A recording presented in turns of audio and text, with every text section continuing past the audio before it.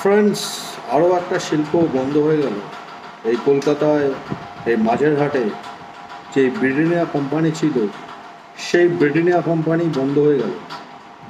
তো যেটা শোনা যাচ্ছে, এই ব্রিটানিয়া কোম্পানি থেকে নাকি এই তোলাবাজরা অনেক টাকা দাবি করেছিল।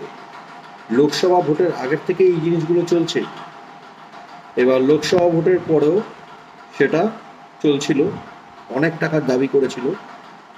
এবার ব্রিটানিয়া কোম্পানি ওই টাকা দিতে পারেনি, সেই কারণে তাদের ওইখানে আর থাকতে দেওয়া হয়নি, আর বিজনেস করতে দেওয়া হয়নি।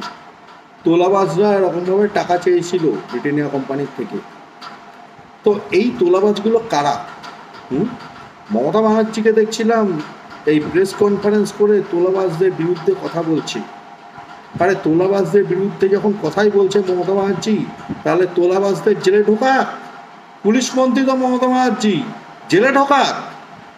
এই প্রেস কনফারেন্স করে তোলাবাজদের বিরোধিতা করছে আর নিজেকে ভালো সাজাচ্ছে।